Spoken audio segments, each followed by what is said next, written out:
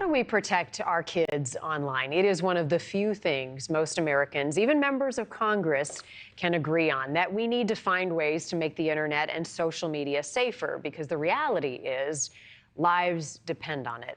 Todd Miner lost his son Matthew to a social media challenge in 2019 and has now made it his mission to prevent this nightmare from happening to another family. Todd wrote an op-ed for our partners at thehill.com titled "My Father's Day Request: A Safer Internet in Honor of My Lost Son." He is now pushing for Congress to pass the Kids Online Safety Act. Among other things, it would place the responsibility on social media platforms to prevent harmful behaviors like eating disorders or drug abuse. It would force companies to turn on the strongest safety measures by default. And it would also allow parents more control over their child's online activity at home. Todd Miner is with us now. He is Matthew's dad and the co-founder of the Matthew E. Miner Awareness Foundation. Thank you for being with us. Thank you for your mission. And I am sorry that it came out of the nightmare that you continue to live. I'd like to begin, Todd, with your son Matthew and what you want to share about him and who he was. Yes, Matthew was a wonderful child. He had $1 million smile and it lit up the room. And we still feel his loss every day, especially coming through Father's Day. It's been a real big hit. But in 2019, we lost our son Matthew to an online challenge, the Blackout Challenge, and our family still.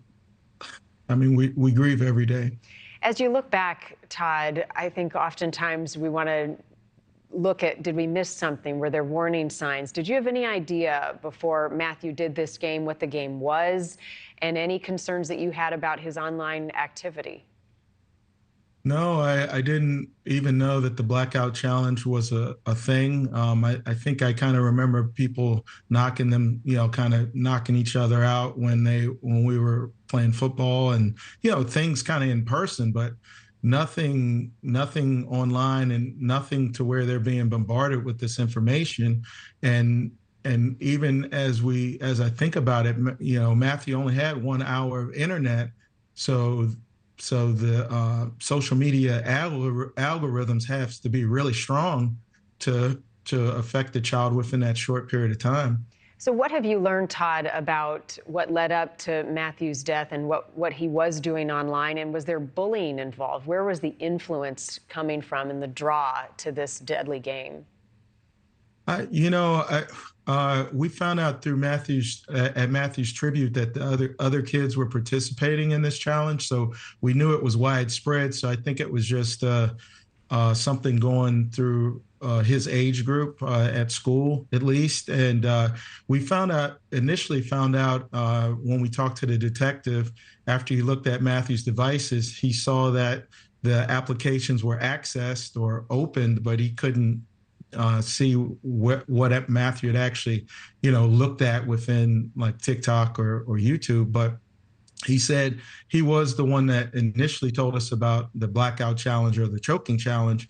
And so then that, coupled with the at Matthew's tribute, talking to Matthew's classmates and his friends, his age group, we found out that this was a bigger issue that we needed to do something about. Yeah. So you have spent the last few years spreading the message. I know you've reached thousands and thousands of people, and I hope you reach thousands more getting that warning out there. What do you make, Todd, of this new effort by the Surgeon General? They want to put a warning label on social media, on internet use, to keep our kids safe. Is that enough? And what's your message to parents right now of kids Matthew's age, 12, younger, or even teens?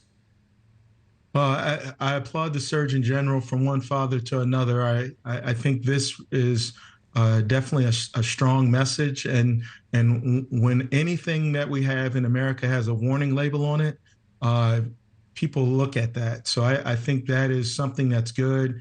And then you can decide, all parents can decide whether that's for their child or not, or maybe they need to wait until their child is just a little older to allow them to have access to those applications or social media apps. Thank you for watching. Go to newsnationnow.com to find News Nation on your television provider. And don't forget to click the red subscribe button below to get more of News Nation's fact-driven, unbiased coverage.